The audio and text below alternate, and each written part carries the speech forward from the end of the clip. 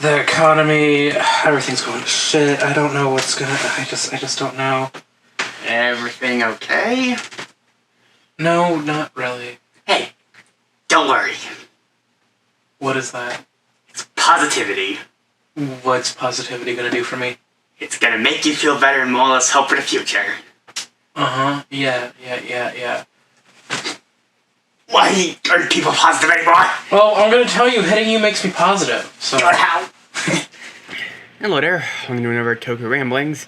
Today we are talking about Kamen Rider Kuuga. The first Heisei Era. Okay, technically it is the first, since it's the first full series. Well, technically Black aired a good chunk of its time in the early days of the Heisei period. Yeah, but this was the start of the Heisei Era of Kamen Rider, you know. After Metal Heroes just ended in 1997, you know. Nothing happened after 1997 with that franchise outside of movies in the 2010. Then, you know, it was nice of them to end on such a, you know, high... I actually don't know if Beef Fighter Kabuto was a high. No, but, you know, nice at it end there, and not with, say, you know, some kind of weird SD... the looking kind of stuff that just looks, out of place in the 90s, so, yes, instead of talking about the failures of the series, let's talk about Kuuga and, anyways, where do I start? So,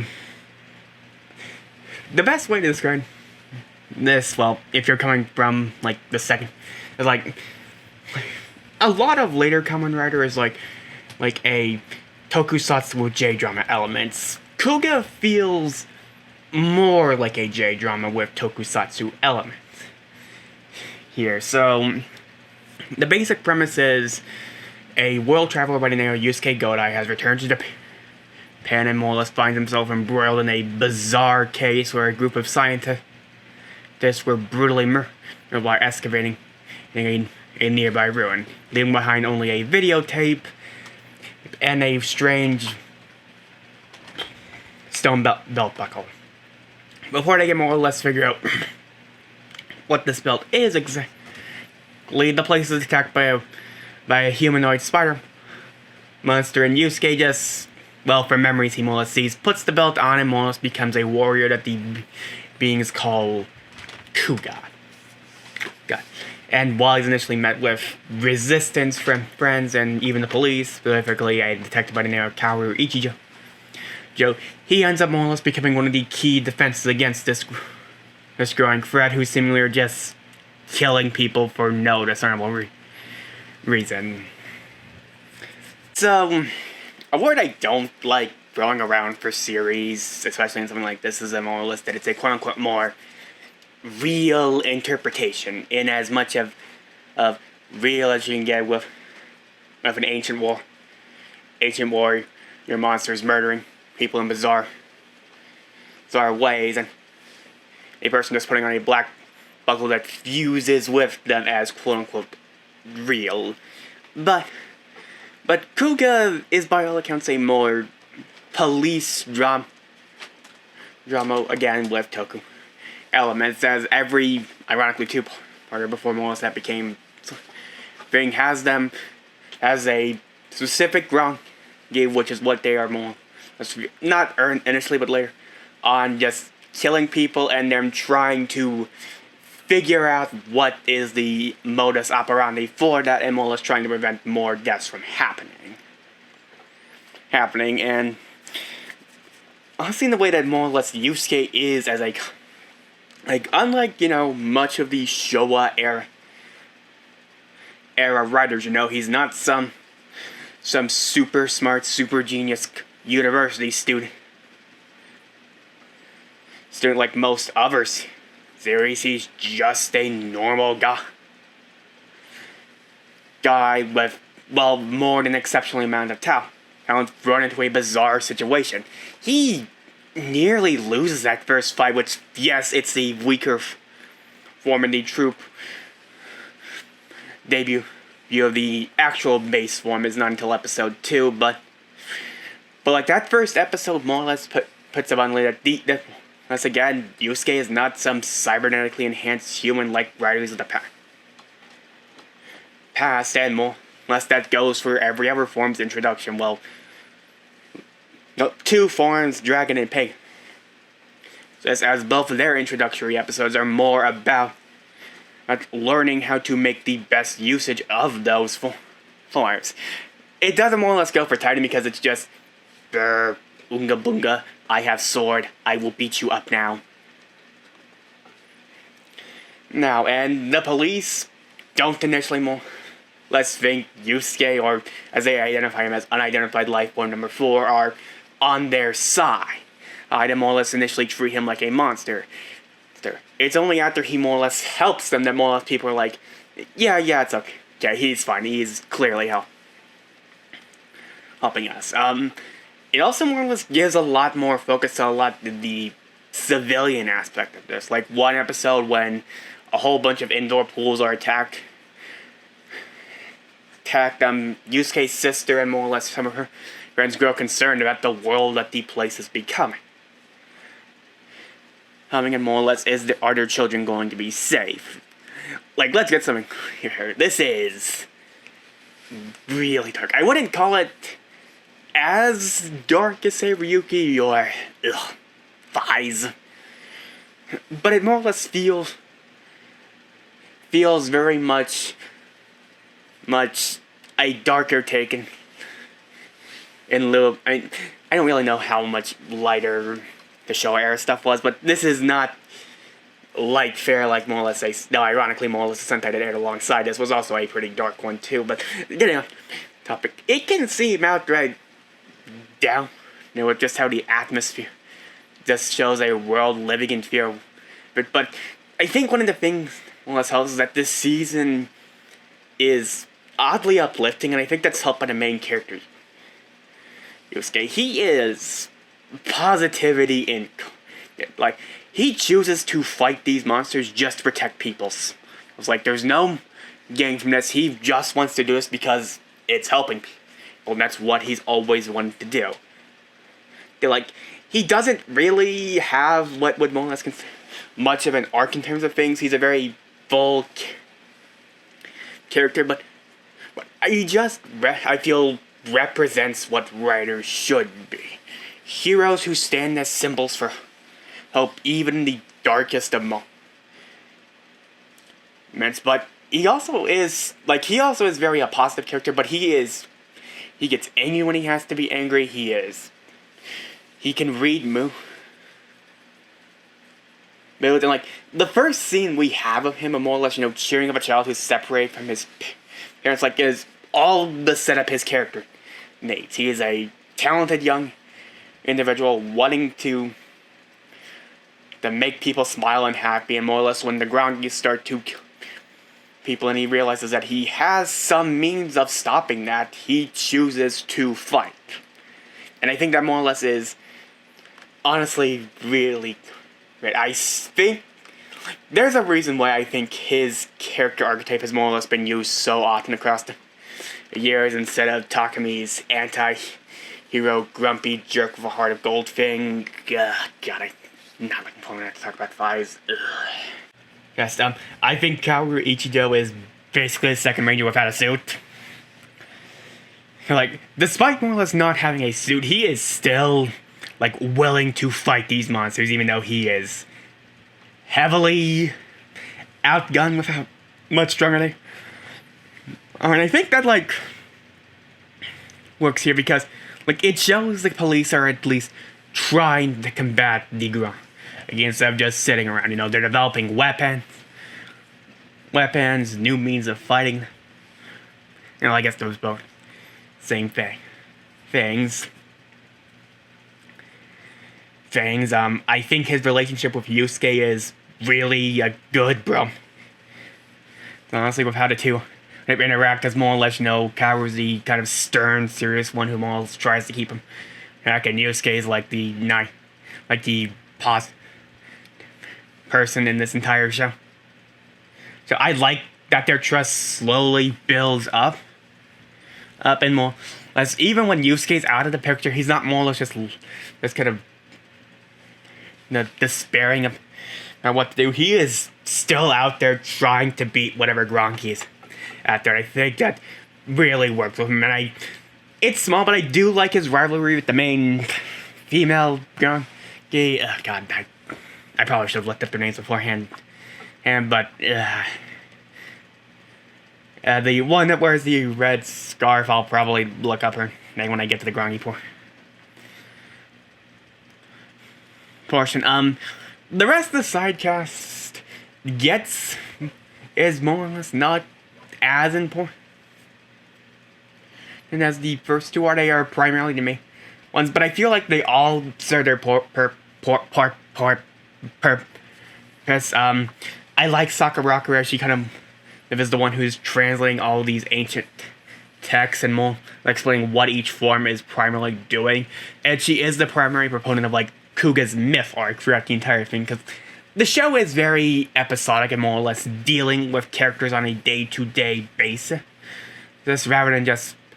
It's like serialization in tune with Double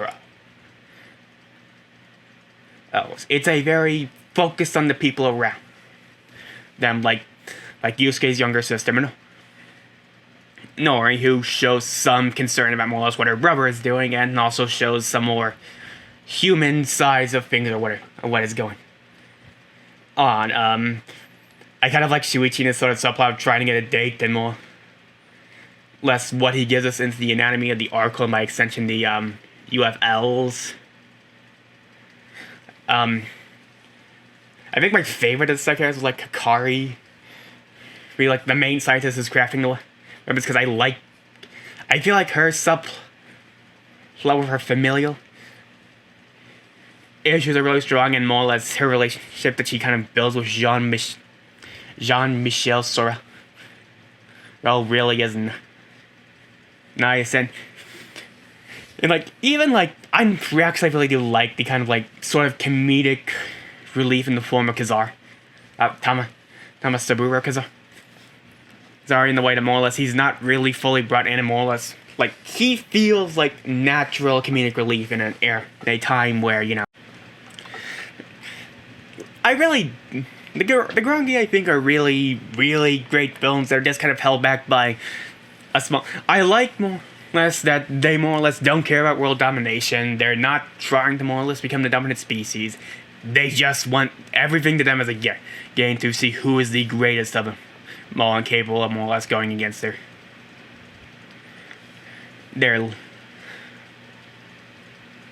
leader.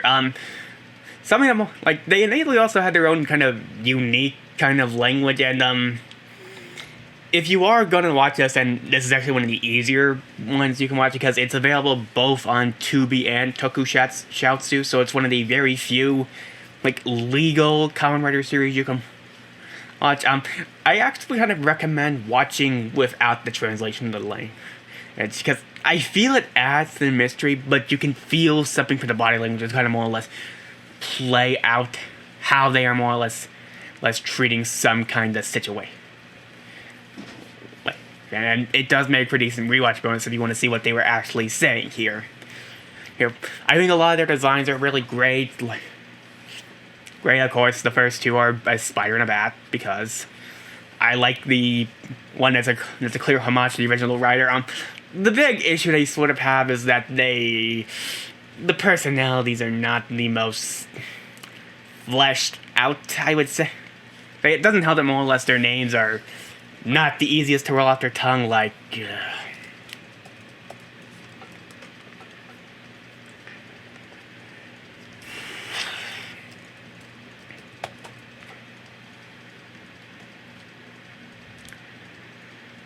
La Balvade, Zugmuba, Zugomagu, Zumevioda.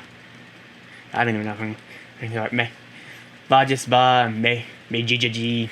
Like, again, and because of the episodic nature of the things, most are a two and done sort of thing.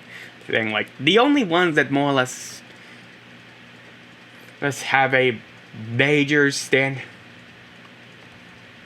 out is the bat one. I think that's Zugum Megu, because he is the only one of the base going to survive their encounter, and more just kind of is just the butt monkey of the group group because more or less he lost pretty poorly. And more or less is just kind of this joke at everyone more. Less until like the end where he slowly tries to more or less go to fight the Lagava on his own. And just gets killed quickly. The main female one, God, this is why more or less you look up these names before. Well, I just have a whole bunch of... La Balle of the Day.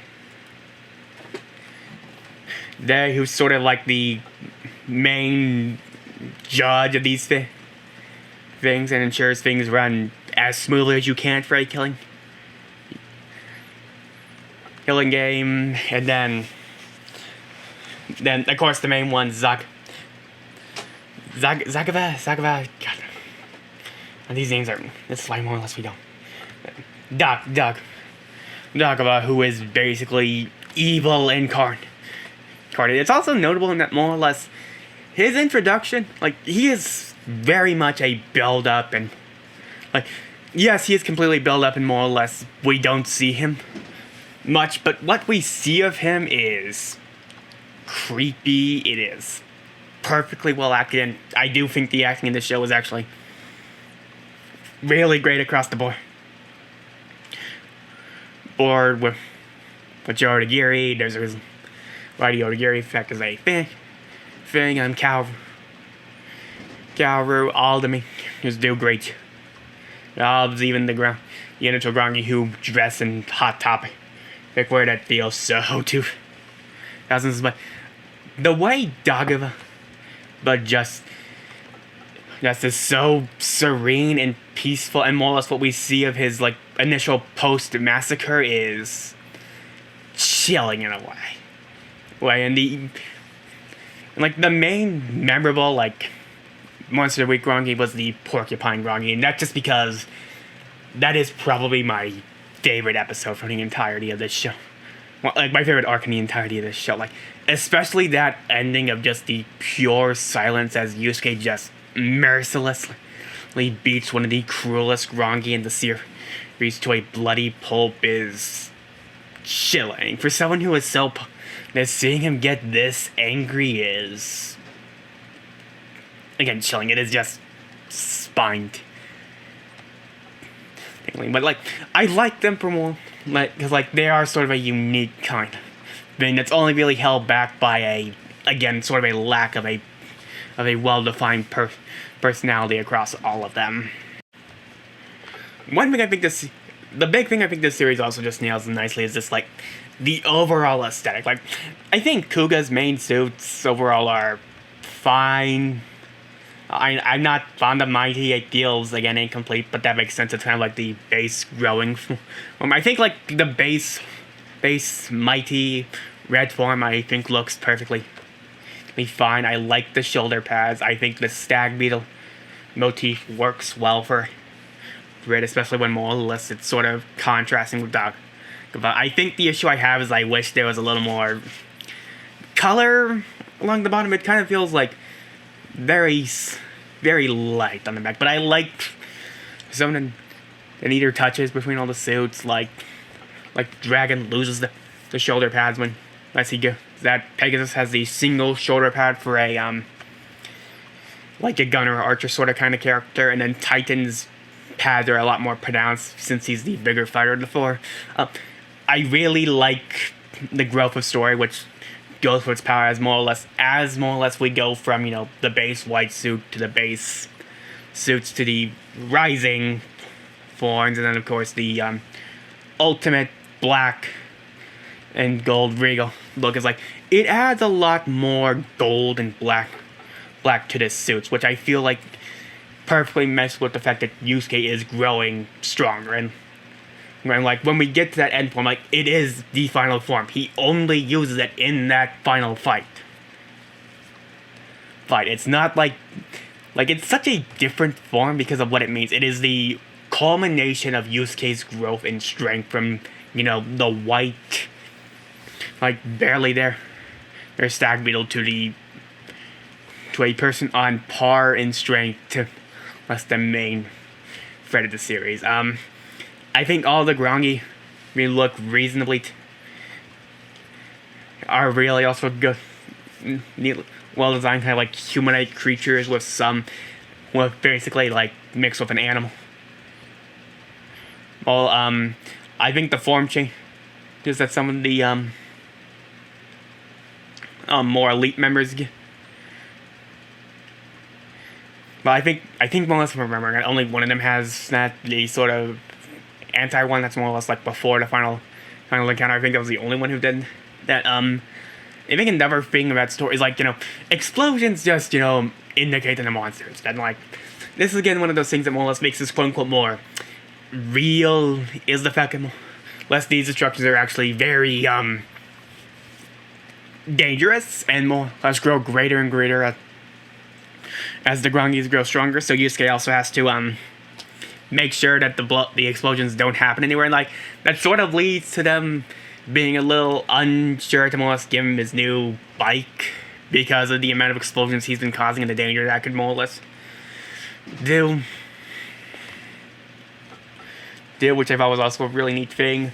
I really like the action in this series. A lot of it is a lot more rough, raw, very quick with few punches or just singular hits to end the fight. Like, whenever Pegasus is out, it's just a singular shot and it's mostly done.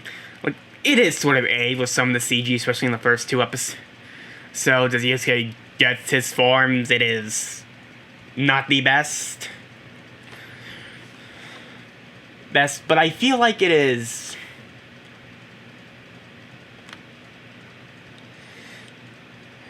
It is visually enticing with stuff with like, the flaming church from episode 2, like the bike fights, since that's not really a thing that happens nowadays, are always a joy, especially against these sort of the Rider-esque bug who more or less uses a bike to kill people. People that was also like again, this is something I really would recommend you go watch. It's like especially if you feel like you're in I watched this through 2020, which was. That was a year. That was a very unfun, very frustrating year. But, Kuuga was just a highlight of the day. Me, because it all, for how dark it was. For how hopeless things still felt. It always came away with some kind of hope from it. I think that more or less is the best way. A lot of the music in Kuuga more builds towards ambience. The main here's kind of this slow build-up with the constant bass line and drum before exploding into the rocking chorus as sort of like this, yeah, we're back. We're awesome now.